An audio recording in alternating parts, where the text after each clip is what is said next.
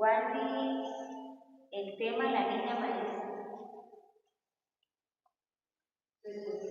Ahora por él.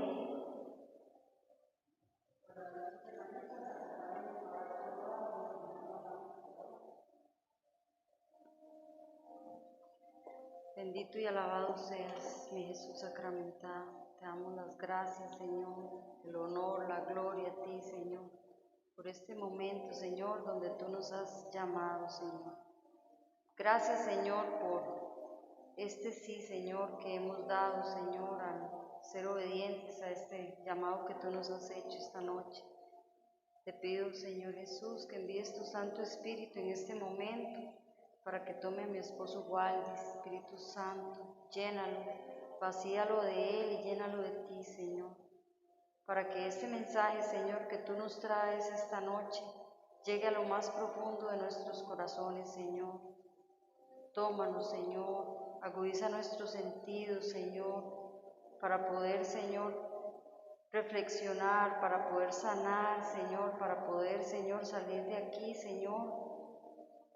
Sana, Señor, y llenas de ti, Señor, esta noche. Y a ti, Virgencita María, sabemos que estás aquí intercediendo por cada una de nosotras. Te pedimos que sigas orando por cada una de nuestras familias. Te pedimos, Virgencita María, que nos ayudes a ser obedientes, que tú seas ese modelo a seguir de cada una de nosotras. Todo esto, Señor, te lo ponemos a ti que vivas y reinas por los siglos de los siglos. Amén. Yo no puedo grabar.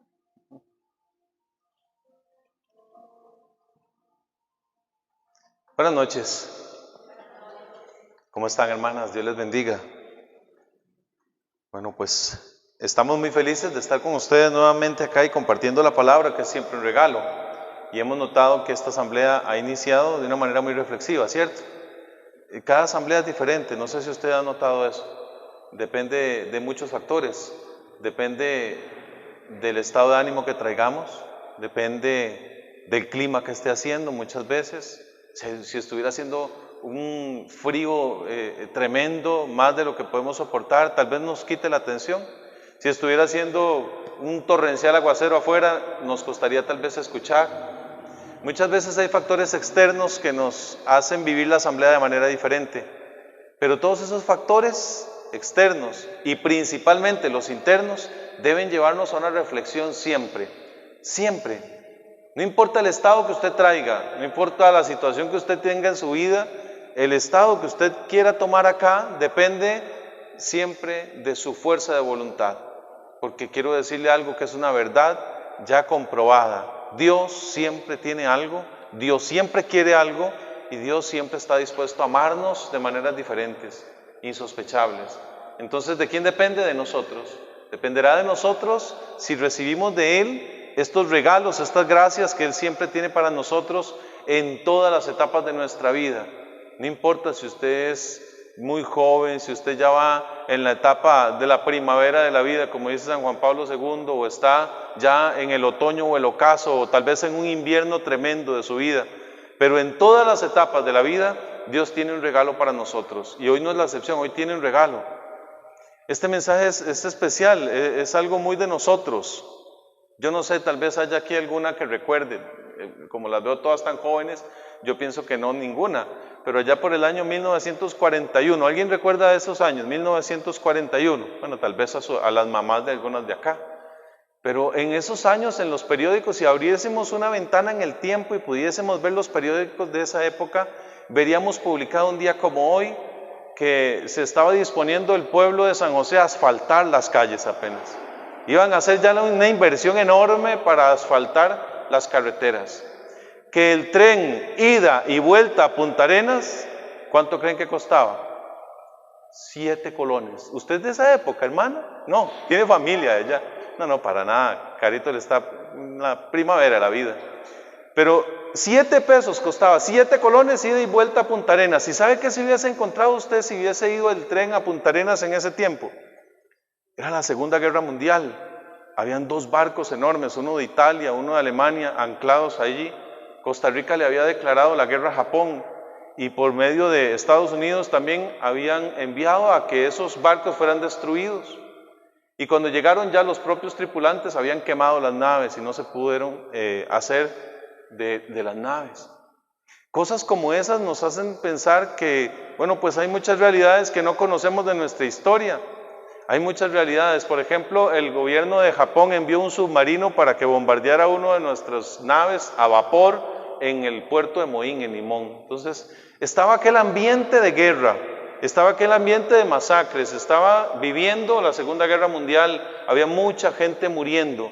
Y en ese tiempo, en esas circunstancias, nació una mujer, un 5 de marzo de 1941, llamada, ¿cómo? María Isabel de Jesús Acuña Arias.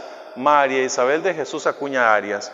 Las hermanas de intercesión se lo saben así de memoria porque ya tienen rato compartiendo con este personaje, con esta mujer icónica de nuestro país, más conocida como la Niña Marisa, y tal vez usted lo conoce por ese nombre. 1941, ella nacía en San José y posterior se trasladaron hasta Heredia, y de ella vamos a hablar hoy.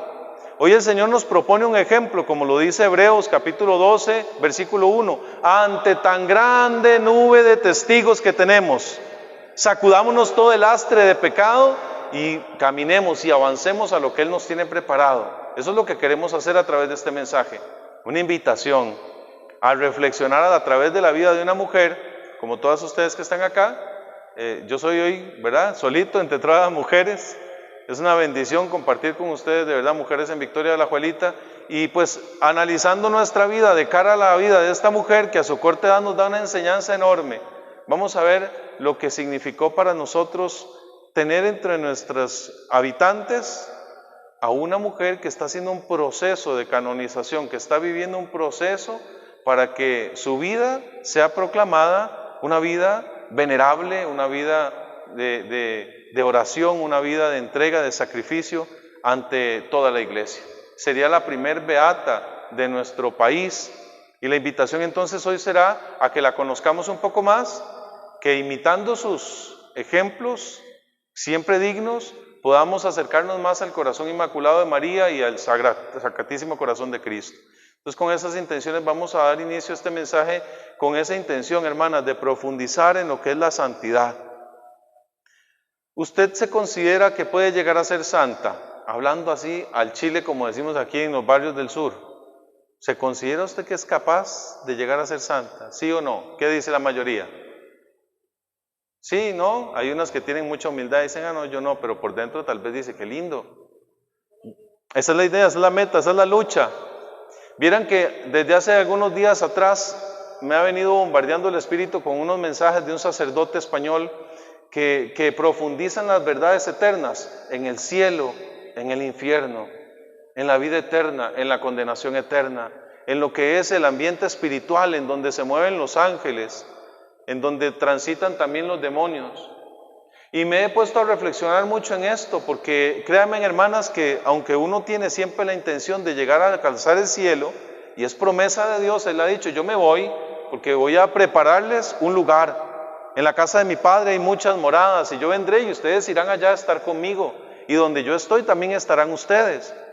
El Señor nos ha prometido el cielo, pero seamos sinceros, cuando nos revisamos un poquito, basta levantar las hojas del árbol y ver que el fruto está malo, que está agrio, que se está poniendo feo, y pues a veces nos desanimamos. Entonces es cuando vienen estos ejemplos de mujeres, de hombres, de niños, de adolescentes, porque en la iglesia tenemos no sé cuánto, más de 10,000 en el canon, ¿verdad? De estas vidas memorables, de santos y santas que han pasado las mismas situaciones que nosotros o aún peores, y se encuentran inscritos en el libro de la vida. Entonces, bueno, pues nosotros debemos levantar con entusiasmo la mirada y decirle, Señor, yo quiero ser santa. Señor, pero así como estoy, así con mis hijos pequeños, así con una familia un poco desordenada, así divorciada, así separada, así con un matrimonio que seguro va al fracaso porque acomodamos, a veces nos cuestionamos esas realidades. Bueno, la palabra de Dios quiere enseñarnos que a través de la Escritura hay esperanza, siempre hay esperanza. Vamos a ver 3 momentos de la vida de Marisa, de la niña Marisa, y no es porque era profesora, porque tal vez las que no conocen la historia o la vida de esta mujer creerán que como le dicen niña es porque era profesora de kinder, ¿verdad? O maestra de kinder. No, es porque verdaderamente era una niña. Ella nació el 5 de marzo de 1941 y murió el 15 de agosto de 1954, apenas con 13 años. 13 años tenía esta chica cuando murió, y pues en esa corta edad nos dejó demasiado. Y nosotros que sobrepasamos los 40, la mayoría, los 30 y tantos, los 20 y tantos al menos, ¿qué hemos dejado para que nuestra vida sea memorable? ¿Cuál ha sido nuestro legado a nuestra familia, a nuestro linaje, para que al menos, tal vez no lleguemos a la canonización, no se haga una celebración para una beatificación de nosotros, o ni siquiera tal vez alcancemos el ser nombrados siervos de Dios, sino que a nivel de familia, ¿qué dirán nuestros nietos? Y hoy con propiedad más que nunca lo puedo decir. ¿Qué dirán nuestros nietos de nosotros? Es que abuelito dejó una enseñanza, abuelito dejó algo, abuelito nos enseñó tal cosa. Es que Tita fue una mujer abnegada, fue sincera. Y bueno, yo veo a todos muy ansiosas con ganas de escribir. Vamos a anotar entonces una enseñanza que nos deja ella, y es la cruz. Número 1, la cruz. Y aquí nos acompaña, bueno, pues allá en el altar mayor, el Santo Cristo. Aquí tenemos una cruz con el Santo Cristo también de Esquipulas más pequeño, y qué bueno porque nos va a ayudar a poner nuestra mirada en el crucifijo. La niña Marisa dejó ejemplo en este proceso que lleva de cruz, y precisa y específicamente nos deja ejemplo en lo que vivió en su propia carne. Una chica que desde pequeña pues nace en una familia en donde su papá, justo cuando ella recibe la primera comunión, decide irse de la casa, se va de la casa, y ella era muy apegada a él. Entonces empieza un proceso de interceder a través de su vida para que su papá regresara a esa casa. Yo no quisiera que levanten la mano, pero si aquí hay alguna mujer que pasó por esa situación, porque la niña Marisa puede ejemplificar alguna de ustedes en su historia de vida, que haya tenido que ver la separación de... ¿Alguna de ustedes ha tenido que ver una imagen tan dolorosa para un niño como ver la espalda del papá mientras se aleja y ya no va a volver más? Estoy completamente segura que aquí hay muchas mujeres que tuvieron que ver los pasos de su papá mientras se alejaba para no regresar jamás. Y eso es una herida muy profunda en el alma.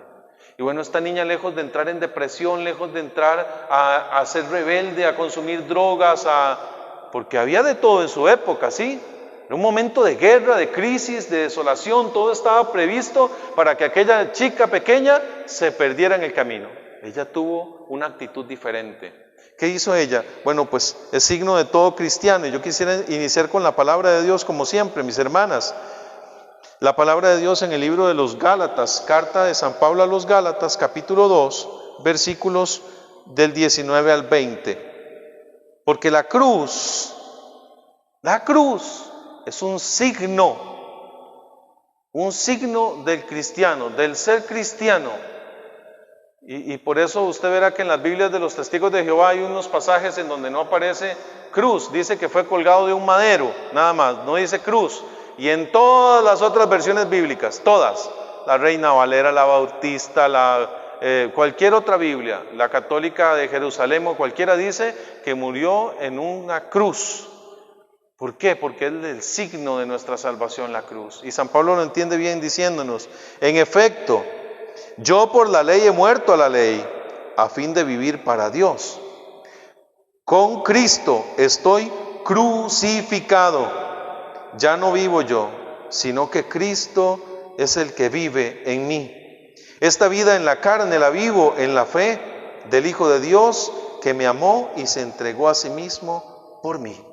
Palabra de Dios, te alabamos, Señor. Primera enseñanza que nos da no solo la niña Marisa, sino todos los santos, es que para ser cristiano, para alcanzar la salvación, hay que pasar por la cruz. Y esa cruz es signo de aquel que se entregó y me amó, que se entregó tanto y me amó tanto que dio su vida por mí en ese madero de la cruz, en la cruz. Y a través de esto entonces ya empieza a transparentarse Cristo en ti y en mí. Ya empieza a verse el Señor en nosotros a través del momento en que asumimos nuestra cruz. Y hay muchos pasajes de esto. El Señor dice, el que quiera ser discípulo mío, ¿qué tiene que hacer? Niéguese a sí mismo. ¿Qué más? Tome su cruz y sígame. No es solo seguir al Señor, es que lleva cruz. El seguir al Señor lleva cruz. Él dijo, niéguese a sí mismo, tome su cruz y sígame. Y la cruz para esta jovencita pequeñita, entonces, a partir de que el papá se va, no es que el papá le provoca la enfermedad, sino que a partir de ese momento empieza a sufrir un montón de dolores de cabeza fuertísimos. Y si usted padece de migrañas o sinusitis fuertes, o que tiene que estar tomando ese montón de medicamentos, ¿verdad? Migradorixina, y ya cada una de esas migrañas va aumentando y siente hasta vómitos y siente náuseas. De tanto dolor no soporta ni la luz de una candela porque ya el ruido le molesta, hasta un alfiler cayendo. Bueno, pues esta niña empieza a sufrir unos dolores insoportables. Y para aquella época la medicina pues no había avanzado tanto para detectar tan rápidamente algún padecimiento, un diagnóstico. Entonces ella decide sufrir estos dolores por la conversión de su papá, para que el papá regrese y se convierta. No solamente que regrese a casa, sino que se convierta a Jesús. Entonces en el hospital empiezan a ofrecerle los analgésicos y las medicinas para que el dolor de cabeza bajara, y ella decidió, junto con el sacerdote, guía espiritual y demás, no tomárselos. Decidir no tomarse un medicamento para poder ofrecer ese dolor y ese sufrimiento por la conversión de su papá. ¿Alguno de nosotros estaría dispuesto a hacer esto, hermanos? A ofrecer un dolor, un sacrificio, a mortificar el cuerpo por la salvación de otra persona. A veces no lo hacemos ni por la mía propia, ni por cada uno de nosotros. No nos sacrificamos ni siquiera en el ayuno. Y no podemos soportar dejar de tomar café un día. Que yo que soy bien cafetero. Cómo le duele la cabeza a uno y cómo siente, ¿verdad? Y se pone mal humor y empieza a fruncir el ceño. Uy, no, es como el anuncio de los sneakers, aunque no hagan propaganda, que quede ahí en el video, ¿verdad? No eres el mismo cuando tienes hambre, decía, tú metí un sneakers, un chocolate. Y a veces no somos capaces de mortificarnos. Es más, el segundo plato de comida. Hoy Noé me hizo un caldito de frijol que estaba delicioso. Y qué difícil es decirle que no a otro poquitito más, aunque comimos la primera vez por hambre. La segunda vez comemos porque estaba rico. Y a veces no nos podemos negar a eso. Y esta chica decide negarse a consumir un medicamento por la conversión de su papá. Estos actos heroicamente venerables no salieron en el periódico que yo leí hoy en la tarde de ese año. Ese año no se publicó a la par del tren a Punta Arenas, la niña Marisa sacrificó su dolor para la conversión de su papá. Eso no sale. A como no salen los sacrificios que tú haces llevando esta cruz, cualquiera que sea, la cruz de una familia difícil, de una enfermedad, de una debilidad que tengas, esos anuncios no salen en un periódico, pero Dios los ve y eso te va haciendo cada vez más parecida a Cristo, nos va haciendo cada vez parecernos más a Él. Desde esos 12 años en donde esos dolores de cabeza le mortificaban, le diagnostican una enfermedad cerebral, un tumor en su cerebro, y poco a poco va perdiendo la vista, pero nadie se da cuenta. Ella está en el hospital y finge que puede ver, y trata de escuchar la voz y dirige su mirada hacia donde están las personas, y no le cuenta a nadie que se estaba quedando ciega, y ofrece eso también por la conversión de su papá. Esa fue su cruz.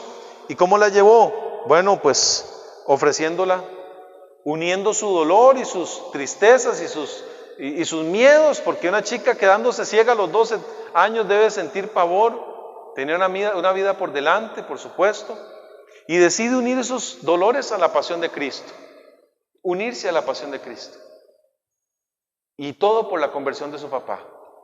San Pablo dice también en Colosenses 1:24 que une sus propios padecimientos a lo que faltó la pasión de Cristo. Sabemos que la pasión de Cristo no faltó nada, está completa.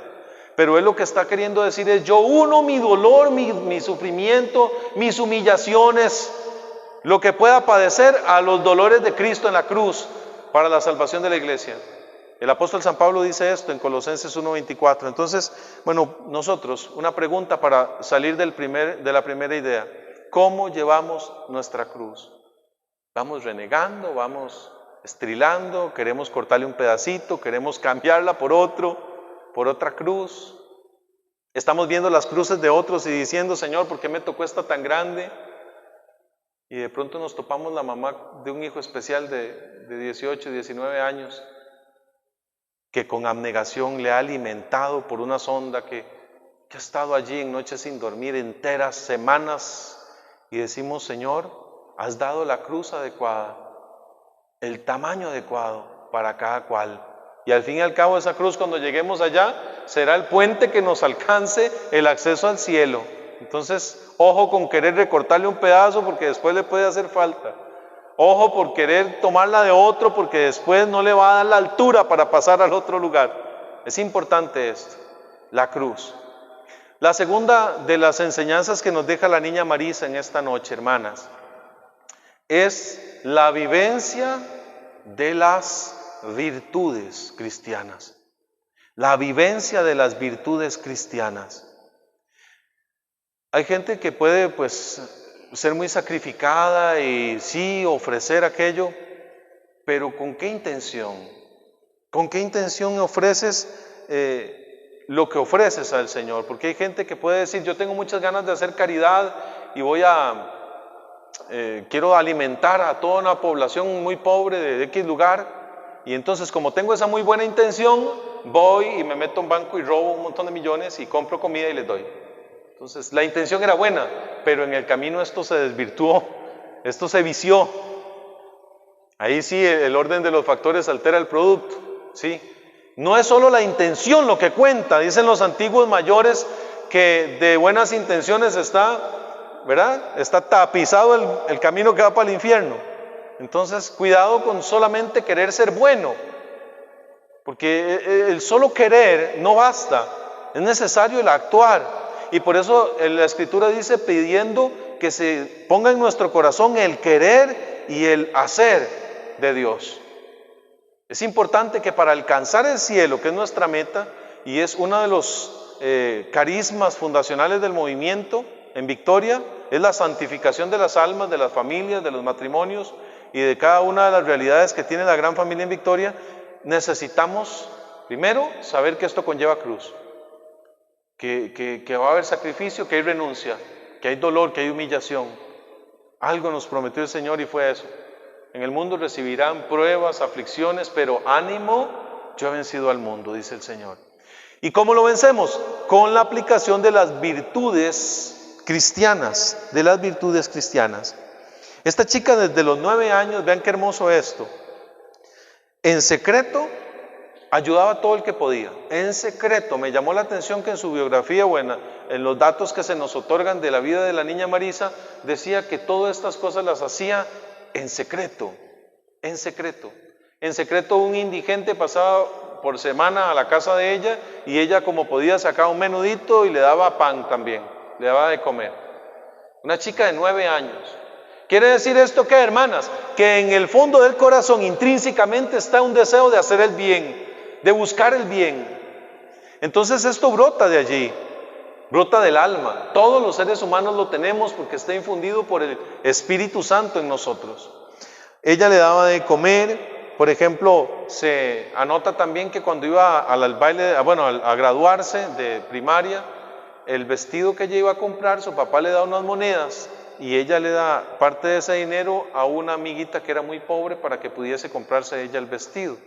O sea que ya el de ella no iba a ser tan vistoso, tan bonito, tan hermoso o el mejor del baile, sino que prácticamente lo partió a la mitad para darle vestido a la que no tenía con qué vestirse. Entonces vean que estos signos de virtudes no son cosas enormes, aunque sí. Porque a la vista de cualquiera diría: yo le doy plata al que llega ahí a pedirme en el carro y Y yo cuántas veces hasta me ha sobrado un sándwich y se lo regalo, escuchen la frase, sí, me ha sobrado un pedazo de pan y se lo doy al otro. Vean, hermanas, el revisar la intención de la acción es muy importante.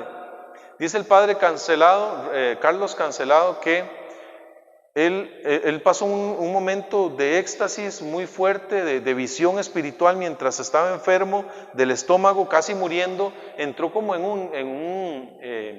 un trance, por así decirlo, es la palabra correcta. Y estando en trance, el Señor lo llevó hasta su pueblo en Colombia. Y cuando estaba allí, vio desde lejos cómo él, cuando llegaba al semáforo, se acercaba a un indigente a pedirle algo, comida, plata, algo. Y él había pasado a la panadería de su pueblo y había comprado 2 bollos de pan salado y unos bollos dulces que a él le encantaban. Y dice que él agarró los 2 bollos de pan salado y se los dio al indigente, que tenía hambre, y se fue. Y el Señor le mostró que aquel acto había sido bueno, mas no perfecto, porque le había dado del pan que llevaba, sí, pero no del que él le gustaba. Él se dejó, él volvió a ver el pan y estaba el dulce y el salado. ¿Y qué hizo él? Darle el salado. ¿Hizo bien? Sí. ¿Le dio de comer al hambriento? Sí. Es un acto bueno, mas no perfecto, porque hubiese sido perfecto si él hubiese cogido del que a él le gustaba y se lo hubiese dado. Ese desprendimiento es la intención del corazón, y ahí es donde vienen las virtudes a trabajar. ¿Qué virtudes son? Bueno, pues las hemos estudiado muchas veces, se las recuerdo. Son 7 virtudes, 4 cardinales y 3 teologales. Justicia, prudencia, fortaleza y templanza, las 4 cardinales. Esas nos ayudan en la relación con los demás. Y las 3 virtudes teologales, que son fe, ¿qué más? Esperanza y caridad, amor. Esas nos ayudan en la relación con Dios, ¿sí? Son las 7 virtudes. Pero principalmente, antes de pasar a la última idea de esta noche, es vivir las obras de misericordia. La niña Marisa, ¿por qué es que está en camino hacia los altares? Y ya vamos a ver los pasos que lleva y los pasos que faltan para alcanzar la beatificación y la pronta canonización. Porque vivió las virtudes y vivió pues las obras de misericordia, que son 14. Y todo cristiano desde el catecismo debe sabérselas de memoria, esas 14. Igual a veces no me acuerdo ni cómo es el apellido, el segundo que tengo, cómo me voy a acordar las 14 virtudes. Bueno, las obras de misericordia son 7 corporales y 7 espirituales. Las corporales ustedes las deben de conocer bien, es ¿qué? Dar de comer al hambriento, ¿qué más? De beber al sediento, vestir al desnudo, recibir y acoger al forastero, ¿qué más? Enterrar a los difuntos,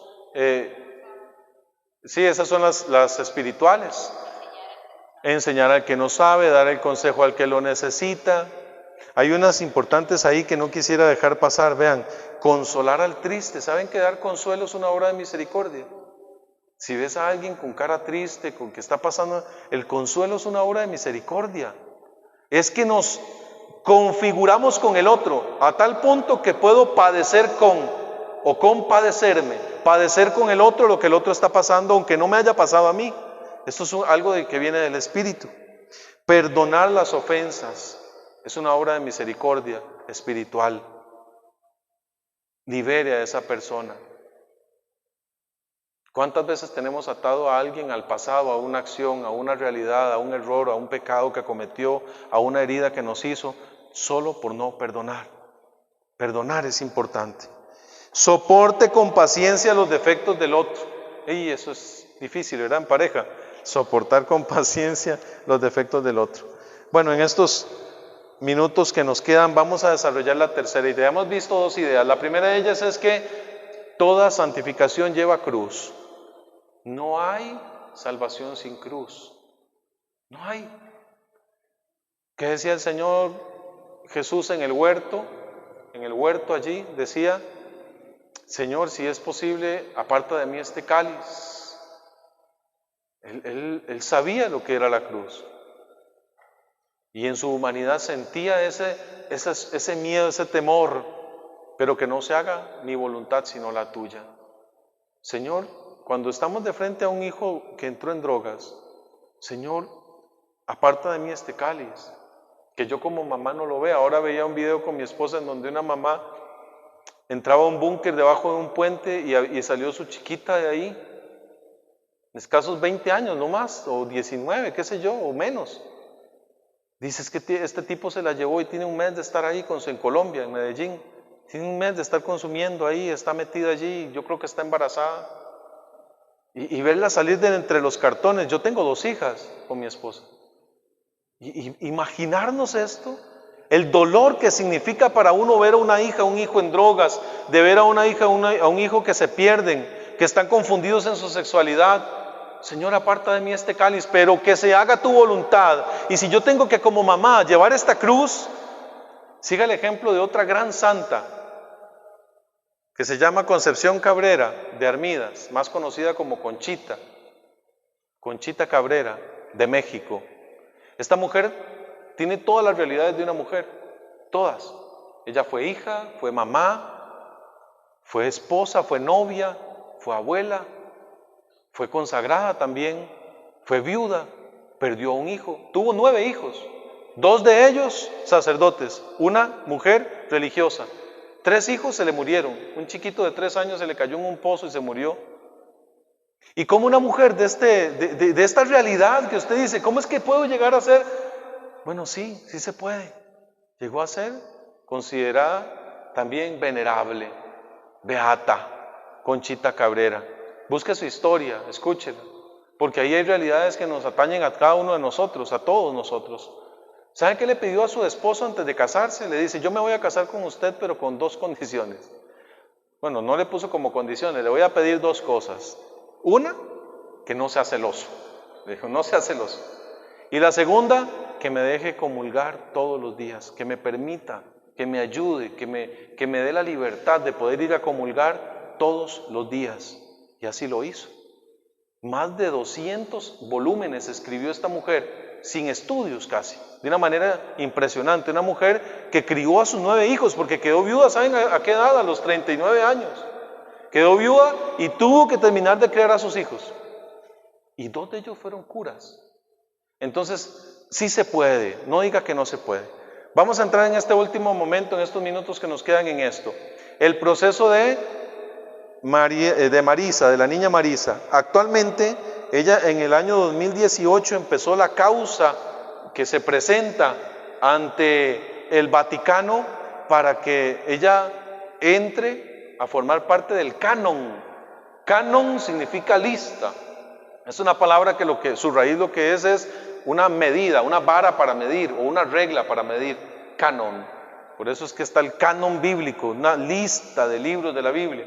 El canon de los santos o la lista de los santos se accede a ella por 4 pasos. El primero es ser nombrado siervo de Dios. ¿Esto cómo se hace? Cuando una persona fallece, a nivel de familia, de los grupos que la conocieron, de la parroquia, del sacerdote confesor, dicen, hey, esta persona tenía una vida venerable. Esta persona era de honrar como ella se desenvolvía, las obras que hizo. Y te acordás que tenía ciertos carismas espirituales y que esa persona cuando oraba los demás encontraban mucha presencia de Dios, etc. Entonces empieza un proceso de encontrar testigos y testimonios. Ese proceso con la niña Marisa ha durado 4 años, desde que se está recolectando todo ese montón de testimonios allá en Heredia, que fue donde ella estuvo más tiempo. Ella está sus restos están en el cementerio de Heredia. Y bueno, pues se han estado recolectando los testimonios. Ya cuando se envía esta documentación al Vaticano, hay un dicasterio dedicado a esto, es como una congregación, la nombran sierva de Dios. ¿Qué significa esto? Que ya empezó el proceso. Ser siervo de Dios es donde se encuentra ese informe de la vida y de las virtudes de la persona. Segundo paso es nombrarla venerable. Venerable. Esto se logra cuando se revisa el informe y se envía un documento de parte del Vaticano que dice positivo. ¿Qué significa esto? La causa sigue. Todo fue verificado, todos los testimonios son reales, la causa sigue. Entonces se nombra por el Papa la heroicidad de las virtudes. Es un documento. Tercera de los pasos, les dije que son 4, beatificación o bienaventurado. Se le da este título a la persona, beata o bienaventurada. Y para esto sí hay una celebración, hay una ceremonia que hace el Papa. ¿Qué se necesita para ser beato? Al menos que haya existido un milagro por su intercesión, un milagro que se haya realizado por intercesión de la niña Marisa, y ya alcanzarían el grado de beata. Es el caso de esta que les comentaba, Concepción Cabrera. Y el santo es el último de los títulos que se le da y el más alto de los honores en nuestra iglesia a un laico, a un hijo de Dios, un bautizado, sea consagrado o no, y es que se registre un segundo milagro por intercesión de esta persona, pero después de la beatificación. Para ser beato se ocupa un milagro, X cantidad de años que sea después. Pero para ser santo sí se necesita que después de la beatificación se haya registrado otro milagro. Entonces, hermanas, a modo de conclusión, lo que se pide hoy, ¿qué es? Primero, indiscutiblemente, que nosotros podamos enfrentar nuestra vida con la vida de la niña Marisa y de toda la gran cantidad de testimonios de los santos que tenemos, como este que les pongo de ejemplo de Concepción Cabrera. Eso es lo primero, una invitación a la santidad. Sí se puede ser santo. Sí se puede. Hay santas que fueron prostitutas anteriormente, entonces ahí se puede lograr. Y en segundo lugar les pedimos que se les va a entregar una oración que, a ver, ella tiene, ¿cuál es la devoción que tenemos por la niña Marisa actualmente? Una devoción privada. ¿Qué significa esto? Que no se pueden celebrar misas en su honor, que no tiene una capilla, un santuario, una imagen que se pueda venerar, que no se le puede estar encendiendo velas, por ejemplo, públicamente a esta persona todavía, porque es de devoción privada. Entonces esta oración se las compartimos en el Movimiento en Victoria. Desde hace bastante tiempo el Ministerio de Intercesión viene orando por la santificación, por la aprobación de la beatificación de la niña Marisa. Entonces, ya conociendo un poco su historia, si usted tiene personas que padecen de enfermedades cerebrales, que usted tiene personas que son niñas que han sido abandonadas por su papá, si en su propia familia se fue el esposo, el papá, el abuelo y dejó una herida, podemos pedir la intercesión de esta niña, que si bien es cierto está viva en el cielo, el alma no muere, lo que muere es el cuerpo, pero el alma es eterna, más bien se despierta la vida eterna. Por eso pedimos la intercesión a los santos para que en comunión, la iglesia militante con la iglesia purgante y la iglesia santificada, podamos orar unos por otros. Es una obra de misericordia también espiritual. Y la hermana que pasó ahora adelante y con mucha conmovido su corazón oraba por el alma de su mamá y de su papá. Recuerde que es la comunión de los santos. Es esta interacción que tenemos. Ellos viven en Dios, ¿sí? Y viven para siempre, eternamente. Demos gloria al Padre, al Hijo y al Espíritu Santo, como era en un principio, es ahora y siempre, por los siglos de los siglos. Amén. Nos disponemos para recibir a Jesús sacramentado.